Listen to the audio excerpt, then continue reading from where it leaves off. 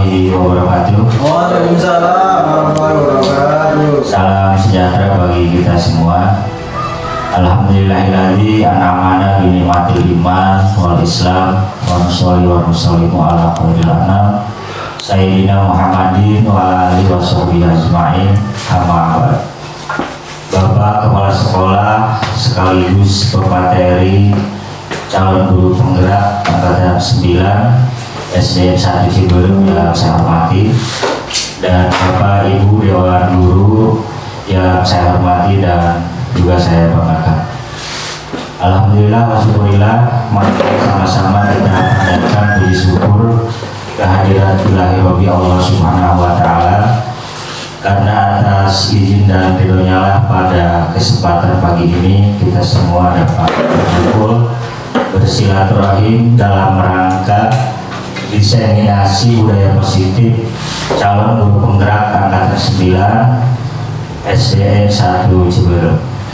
Sholawat dan salam semoga tercurah limpahkan kepada junjungan kita Habibana wa Nabiyana Muhammad Sallallahu Alaihi Wasallam, kepada keluarganya, para sahabatnya, tabi'innya, juga kepada kita selaku umatnya.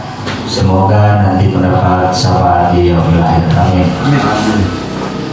Bapak Ibu yang saya hormati, sebelumnya saya mohon izin untuk membacakan susunan acara pada kesempatan ini. Acara yang pertama yaitu pembukaan, acara yang kedua menyanyikan lagu Indonesia Raya, acara yang ketiga sambutan, acara yang keempat acara inti, acara yang kelima tanya jawab, dan acara yang terakhir yaitu penutup. Untuk mempersingkat waktu, selanjutnya kita langsung ke acara pembukaan. Marilah sama-sama kita dengan membacakan basmalah. Bismillahirrahmanirrahim. Acara selanjutnya yaitu menyanyikan lagu Indonesia Raya. Kepada Bapak Ibu semua dimohon untuk berdiri.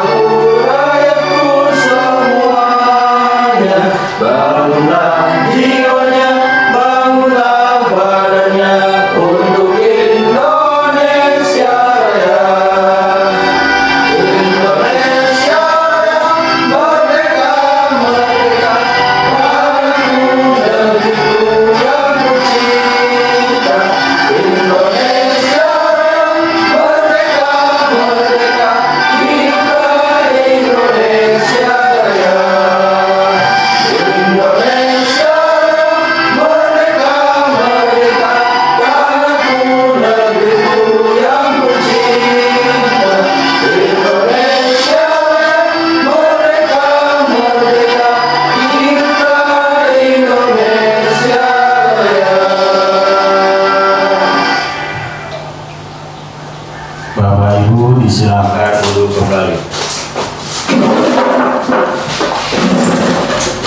Untuk acara selanjutnya yaitu sambutan yang akan disampaikan oleh Bapak Kepala Sekolah SDN 1 Ciberem.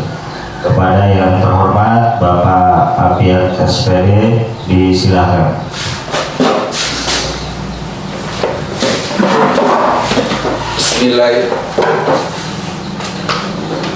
Bismillahirrahmanirrahim. Assalamualaikum warahmatullahi wabarakatuh. Waalaikumsalam warahmatullahi wabarakatuh.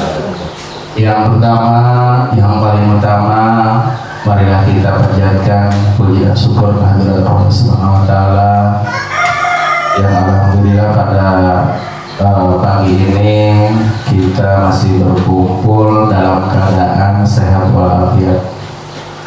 Salawat dan salam mudah-mudahan senantiasa tercurahkan selalu kepada junjungan kita, yaitu Nabi Muhammad Sallallahu Alaihi Wasallam.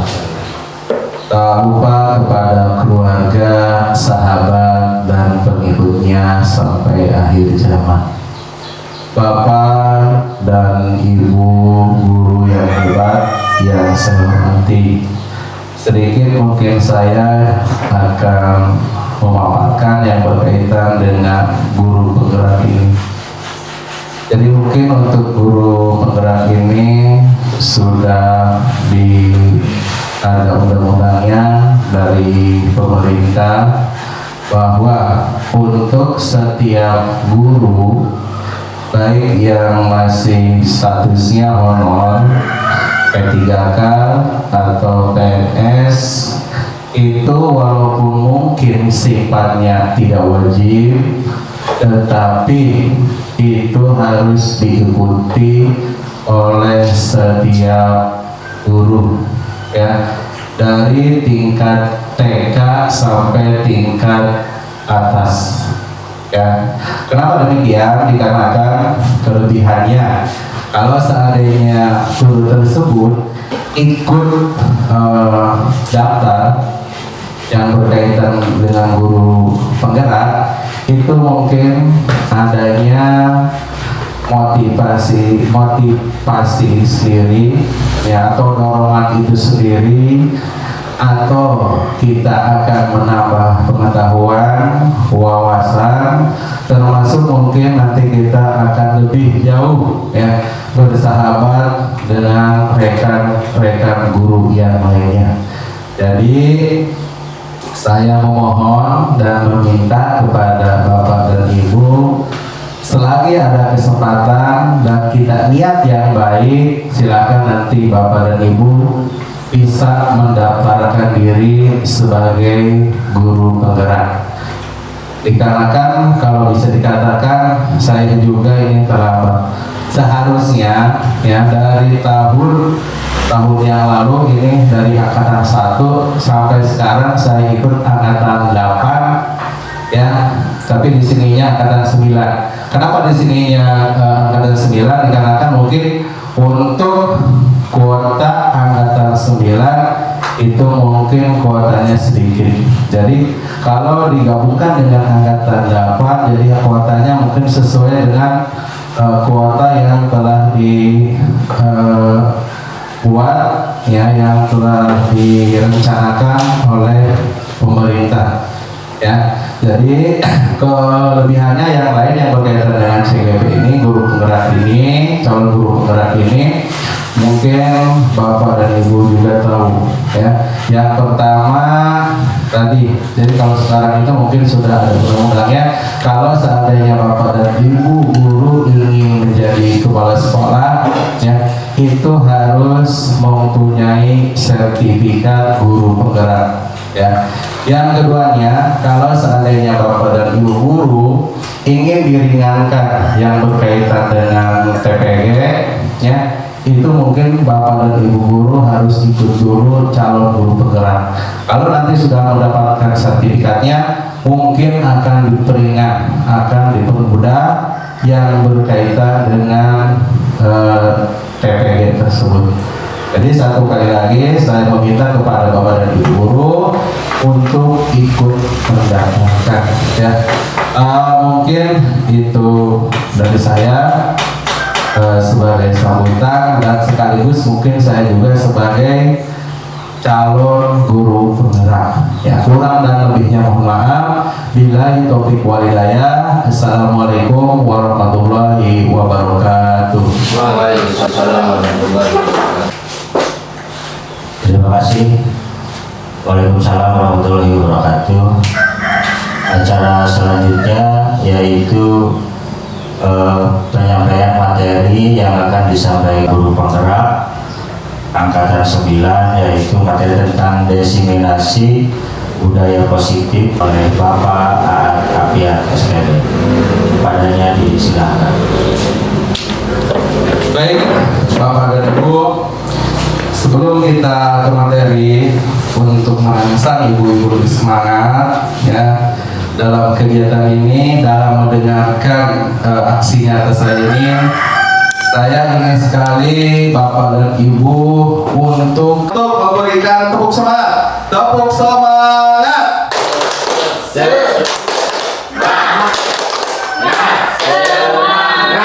Alhamdulillah, ternyata semuanya semangat. Walaupun nanti mungkin tadi saya lihat ya ada yang tidak semangat, karena mungkin sakit ya. Baiklah Bapak dan Ibu ya, kita langsung ke materi. Silakan Pak Rohim dibuka ya.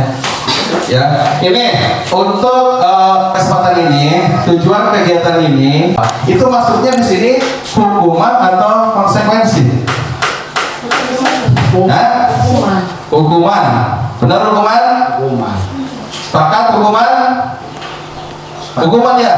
Ya, kita di sini tulis hukuman aja ya. Berarti ini adalah pertanyaan pertama, isinya hukuman ya.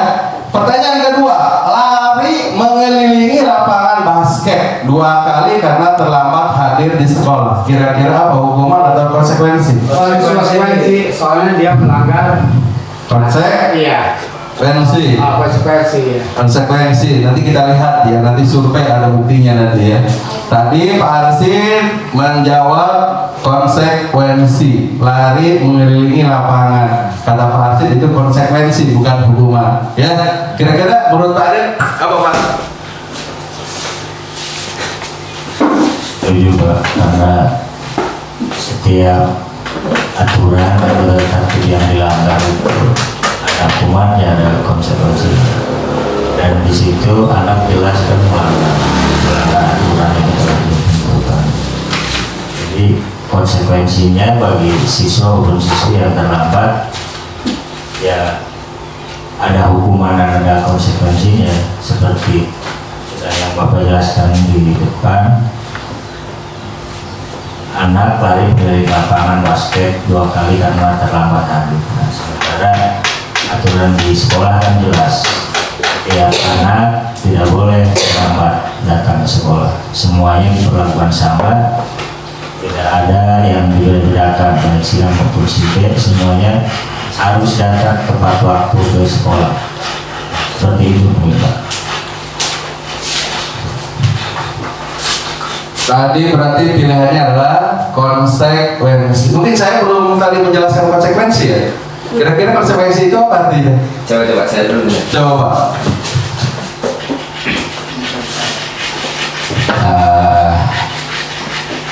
Hukuman atau konsekuensi ini satu dua kata, 2 kalimat yang hampir sama tapi beda.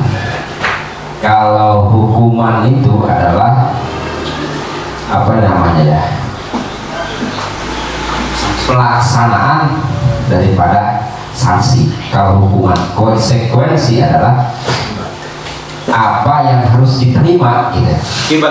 Nah, apa yang harus diterima. Jadi kalau konsekuensi itu belum jadi hukuman, baru contoh anak kamu harus lari sebelum dia melakukan, itu bukan hukuman gitu ya. Itu baru konsekuensi. Jadi apa yang akan dia harus diterima Gitu ya, sebagai risiko. sebagai Risiko. ya, sebagai apa ya, resiko yang apa yang dia langgar gitu. Kalau menurut hemat saya itu mungkin Ya, benar. Jadi arti konsekuensi itu adalah hasil dari perbuatan anak yang belum atau yang sudah, kira-kira ya. Yang hasil pengaruh dari perbuatan anak ya, berarti kalau hukuman dan konsekuensi artinya sama, tapi di sini ada perbedaan artinya ya. Tuh, kita lanjut aja. Yang ketiga, Jawabannya kira-kira murid diminta untuk push up 15 kali karena tidak menggunakan masker ke sekolah. Kira-kira hukuman atau konsekuensi? Hukuman. Hah? Hukuman. Lanjut. Menggantikan kertas tugas teman yang telah dicoret-coret. Hukuman atau konsekuensi? Hukuman mengganti. Hah? Kertas tugas teman. Yakin hukuman atau konsekuensi? Konsekuensi kata Bu Aul ya. Membersihkan tumpahan air di meja tulis karena tersenggol pada saat belajar. Hukuman konsekuensi. Konsekuensi. Murid disuruh untuk mengenakan sepatu seharian di sekolah karena tidak mengenakan sepatu hitam. Pernah nggak terjadi? Siswa disuruh untuk mengenakan sepatu seharian. Seharian berarti pun di sekolah. Seharian di sekolah karena anak tersebut tidak mengenakan sepatu hitam. Ya, kalau di kita, ya kemarin juga mungkin saya pernah berkomentar pas waktu lokakarya, kata saya kalau di saya itu aturan dibuat yang berkaitan dengan pemakaian sepatu hitam, tapi dalam pelaksanaan enggak. Kenapa demikian? Dikarenakan yang pertama kesadaran masyarakat, ya sumber daya manusianya mungkin masih kurang, masih lemah, ya yang berkaitan dengan perhatian kepada pendidik. Jadi kalau anak itu, orang tua itu membelikan sepatu itu kadang-kadang bagaimana anak, walaupun di sekolah itu sudah ditentukan untuk memakai sepatu hitam. Kalau di kota-kota besar mungkin ya yang sifatnya mungkin posisi sekolahnya sudah ada di lingkungan yang ramai atau dekat dengan ibu kota kecamatan, hal tersebut, ya aturan tersebut mungkin bisa diterapkan. Kalau di kita, kata saya kemarin, itu mungkin kurang lebih diperhatikan oleh orang tuanya. Ya padahal sekolah telah membuat pelaturan. Berarti ini masuknya kepada hukuman atau konsekuensi? Mana ya hukuman? Hukuman, ya. Berarti hukuman. Yang selanjutnya, lari mengelilingi lapangan basket 2 kali karena terlambat 10 menit untuk pelajaran PJOK. Konsekuensi. Ya, coba kita buktikan survei. Kita kira-kira jawaban ibu dan bapak benar nggak? Ya.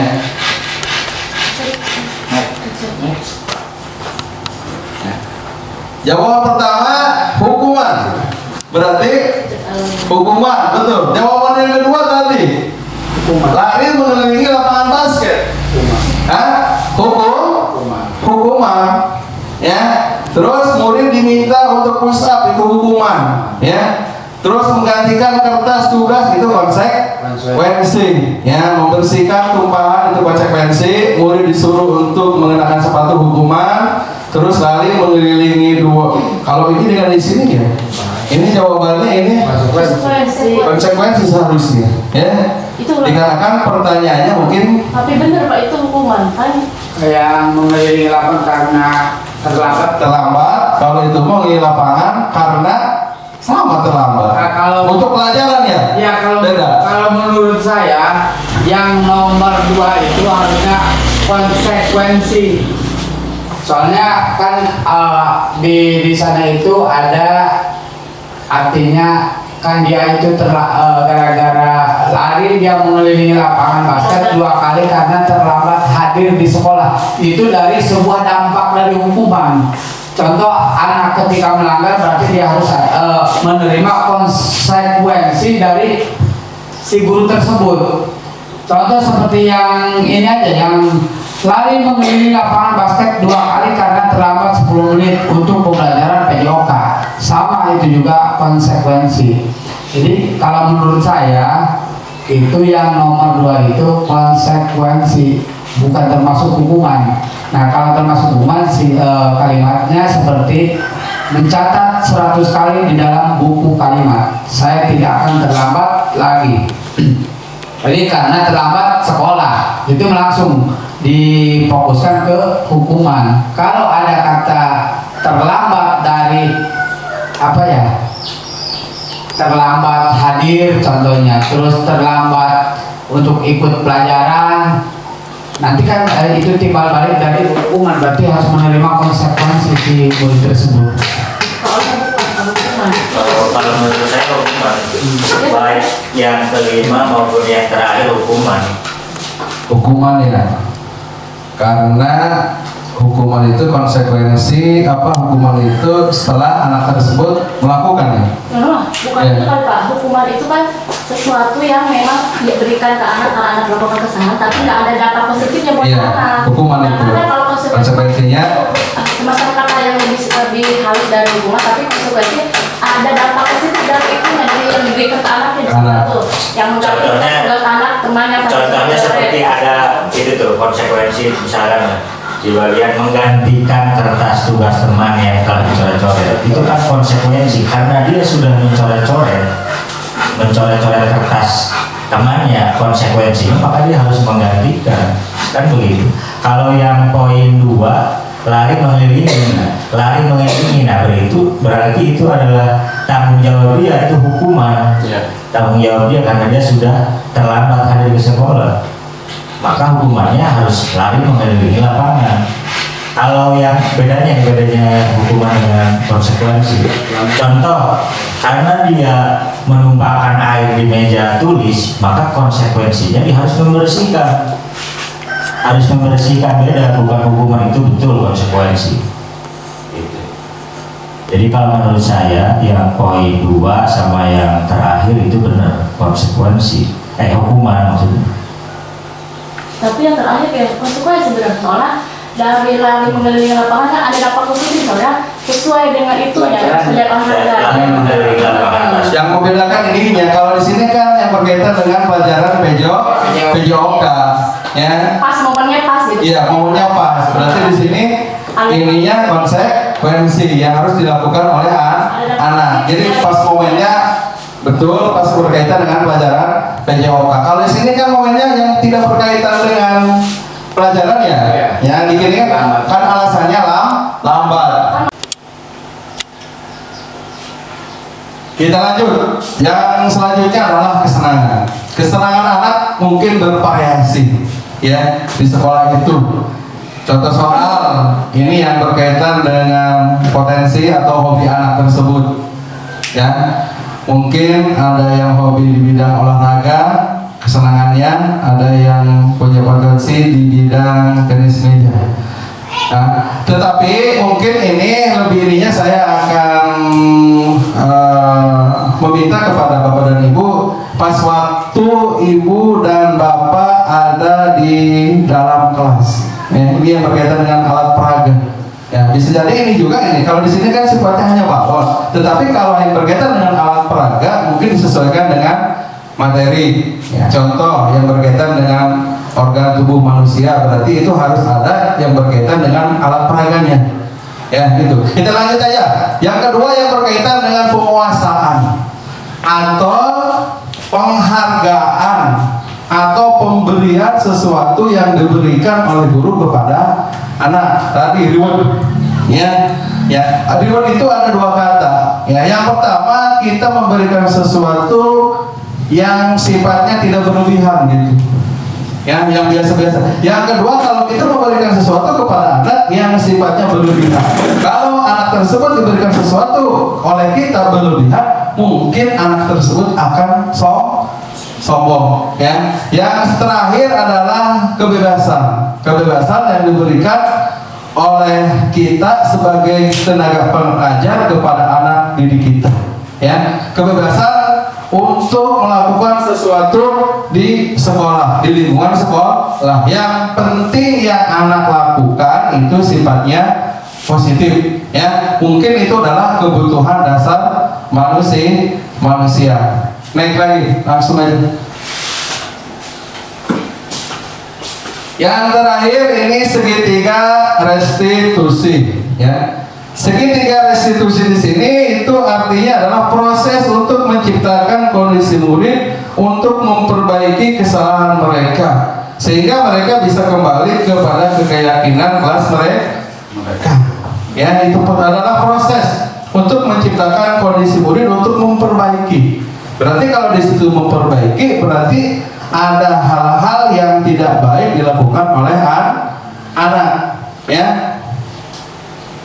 Oleh sebab itu, kalau seandainya ada sesuatu yang dilakukan oleh anak yang sifatnya tidak baik, berarti itu adalah tanggung jawab kita kepada anak untuk memperingatkannya supaya anak tersebut jangan melakukan tersebut. Dalam segitiga restitusi ini ada yang disebut dengan keyakinan, ya, keyakinan anak di dalam kelas. Jadi keyakinan ini yang berkaitan dengan kesepakatan kita di dalam kelas. Ya, mungkin setiap kelas dikarenakan mungkin di masing-masing sekolah sudah ada pelaturan tata tertib. Bagaimana caranya supaya keyakinan ini dilakukan, dipertanggungjawabkan dengan benar oleh anak tersebut? Berarti tadi tugas kita harus selalu memperingatkan kepada anak tersebut. Contoh soal yang berkaitan dengan keyakinan, ya.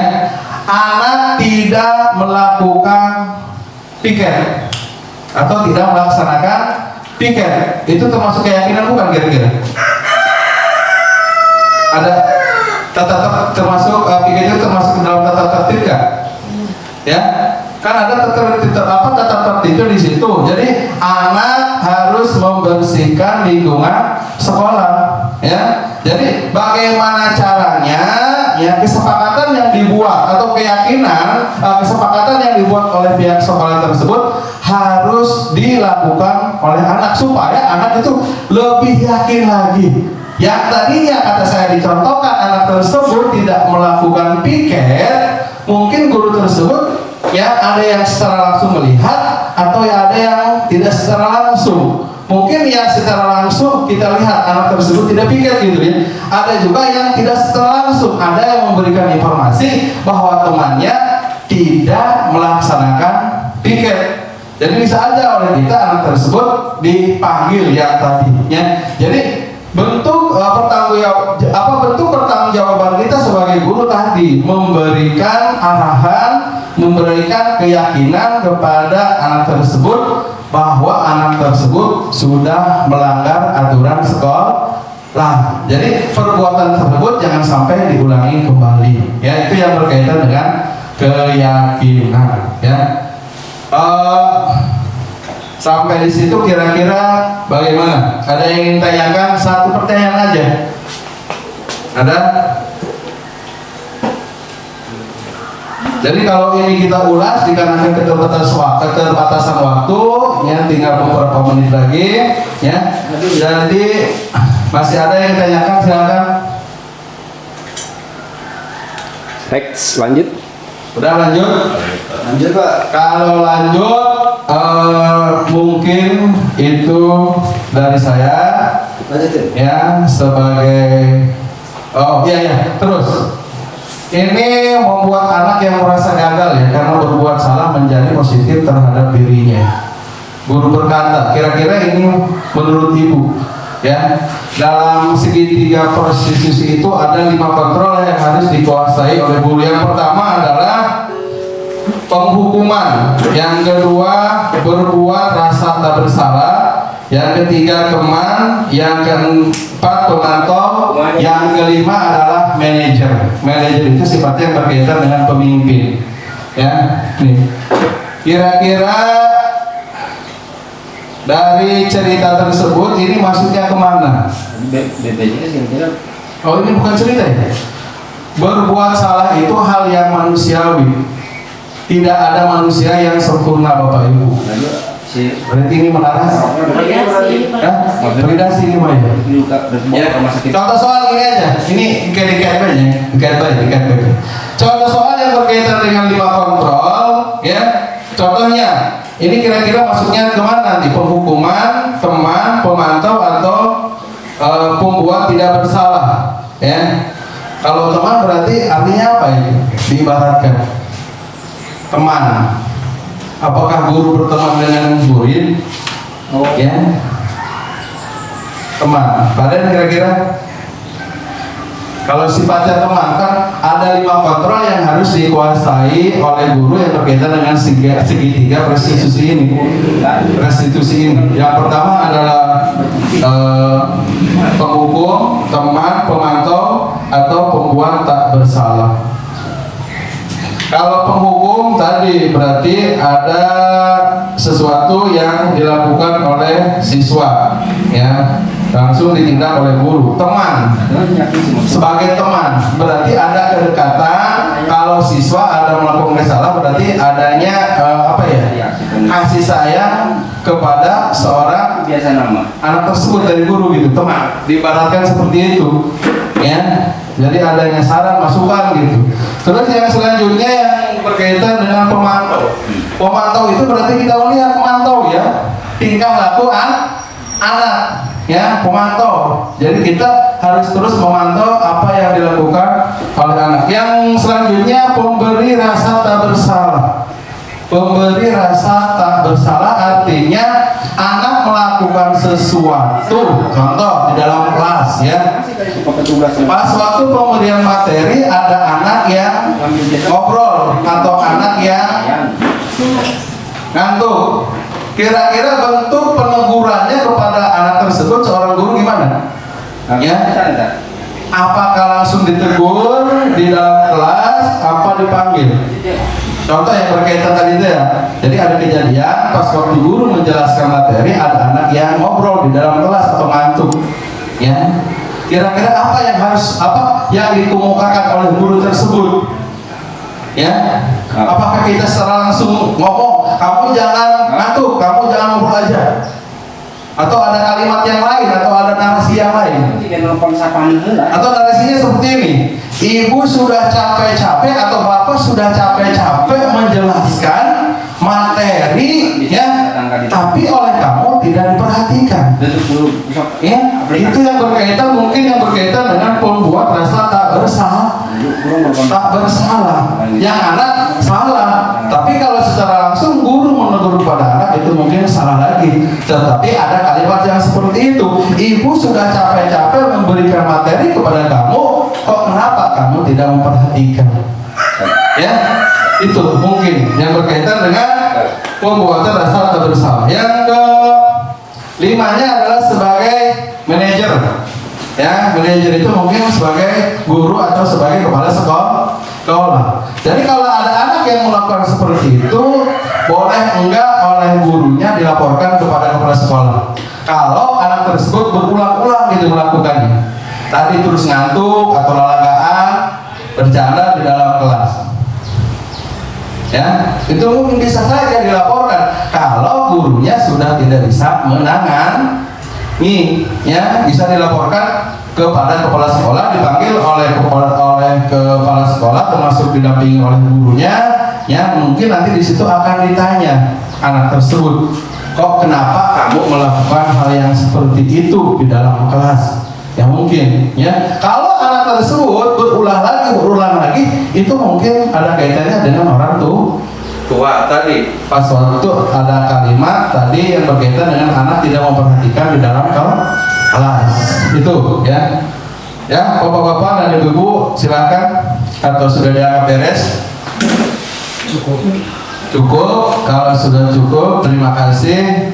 Dan saya minta ada 2 orang untuk memberikan tanggapan, ya. Silakan. Langsung aja di depan, Pak. Siapa? Tutup dulu. Ya? Bisa ini tutup dulu. Oh iya. Kan ayat kita jawab ya ini. Udah nanti dikaitkannya kurang obatin.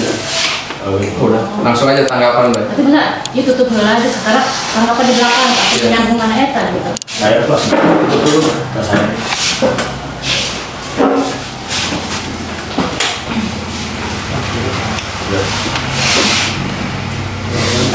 Baik, terima kasih kepada pemateri Pak Tapian sudah menyampaikan materinya dengan begitu jelas, dan pada hari ini bisa bermanfaat dan ini bisa menjadi motivasi buat kita selaku guru, karena guru penggerak ini sangat penting, ya, untuk perubahan perilaku baik pada kita selaku guru maupun murid. Di sini saya sebelum ditutup mau menggarisbawahi terkait materi yang sudah Pak tadi sampaikan. Budaya positif di sekolah memang penting untuk dikembangkan bagi peserta didik agar memiliki karakter dan berakhlak mulia sesuai dengan profil pelajar Pancasila. Budaya positif bisa kita bangun dengan syarat sekolah perlu menyediakan lingkungan yang positif, aman dan nyaman agar peserta didik mampu berpikir, bertindak dan mencipta secara merdeka, mandiri dan bertanggung jawab.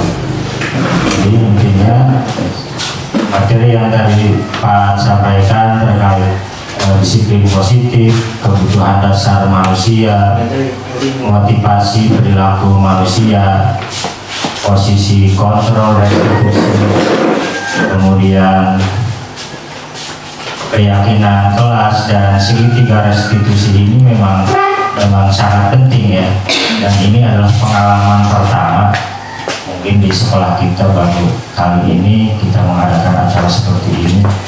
Ini adalah sebuah pengalaman yang berharga dan ini mudah-mudahan jadi pedoman ya, jadi pedoman, dan ini adalah ilmu yang sangat berharga sekali.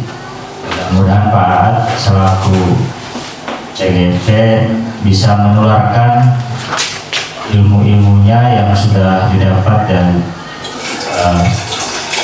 program guru penggerak ini, dan kita bisa mengamalkannya di sekolah. Dan setelah saya tadi pahami maksud dan tujuan dari materi yang Pak sampaikan di sini tadi, yaitu tentang tindakan nyata budaya positif. Tujuannya adalah satu, ingin terwujudnya visi sekolah melalui penerapan budaya positif ini. Kemudian terbentuknya karakter disiplin yang kuat, menumbuhkan dan menguatkan karakter positif melalui kebiasaan positif. Kemudian menumbuh kembangkan karakter profil pelajar Pancasila, yaitu pelajar sepanjang hayat yang memiliki kompetensi global dan berperilaku sesuai dengan nilai-nilai Pancasila. Terus kemudian menguatkan peran guru sebagai guru penggerak melalui penerapan restitusi dalam menanamkan disiplin positif pada siswa. Selanjutnya juga untuk mengetahui sejauh mana kegiatan ini sudah dilakukan dan untuk mengontrol kegiatan agar tetap terarah pada tujuan yang sudah ditetapkan. Maka tolak ukur yang digunakan adalah, contohnya saya jelaskan seperti ini. Terbentuknya keyakinan kelas sebagai landasan dalam memecahkan permasalahan yang ada di kelas. Keyakinan kelas ini dibentuk dan disepakati oleh peserta didik bersama wali kelas. Nah, mungkin itu tadi ya, gambarannya seperti itu yang sudah Pak jelaskan. Kemudian konsistensi peserta didik dan wali kelas dalam menjalankan keyakinan kelas. Minimal 75% peserta didik sudah menunjukkan menguatnya karakter positif seperti religius, peduli, disiplin, toleransi, gotong royong, dan bertanggung jawab pada proses pembelajaran maupun di luar proses pembelajaran. Terus selanjutnya ada 3 poin, membudayakan 5S, senyum, salam, sapa, sopan, dan santun. Terus munculnya karakter budaya nalar kritis pada proses pembelajaran yang terlihat dari keaktifan peserta didik dalam bertanya, berpendapat, atau berargumen dan menjawab pertanyaan dari guru. Yang terakhir, dokumentasi kegiatan pembentukan keyakinan kelas bersama peserta didik dan wali kelas, proses kegiatan restitusi, kegiatan kolaborasi dan sharing dengan wali kelas dan rekan sejawat, serta hasil pengumpulan juga. Mungkin itu kurang lebihnya gambaran atau tanggapan dari saya terkait materi yang sudah Pak tadi sampaikan. Kurang lebihnya mohon maaf. Sekian, terima kasih. Wassalamualaikum warahmatullahi wabarakatuh. Waalaikumsalam warahmatullahi wabarakatuh.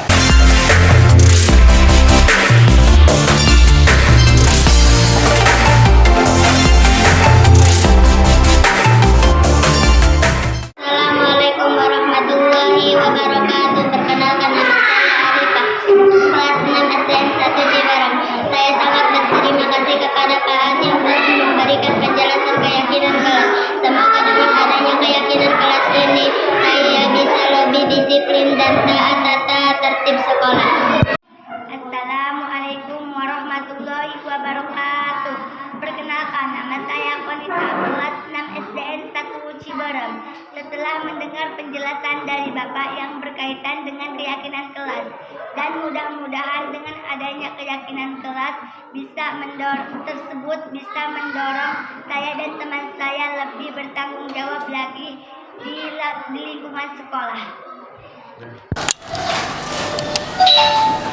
Saya ucapkan terima kasih kepada Bapak dan Ibu yang mendampingi saya, yang telah meluangkan waktu untuk mendengarkan paparan saya yang berkaitan dengan budaya positif ini. Mudah-mudahan yang saya sampaikan bisa diimplementasikan oleh kita semua di lingkungan sekolah. Dan saya mengharapkan kepada Bapak dan Ibu, mudah-mudahan saya didoakan ya supaya lancar, dikarenakan masih ada waktu sekitar 3 bulan lagi untuk melaksanakan pelatihan ini. Jadi saya minta doanya. Mungkin itu yang bisa saya paparkan, kurang dan lebihnya mohon maaf. Bila itu hidayah. Assalamualaikum warahmatullahi wabarakatuh. Assalamualaikum warahmatullahi wabarakatuh. Demikian mungkin acara diseminasi budaya positif di SDN 1 Ciberem. Untuk selanjutnya, karena waktunya sudah siang, mungkin untuk acara kali ini cukup sekian dari saya, kurang lebihnya mohon maaf. Wassalamualaikum warahmatullahi wabarakatuh.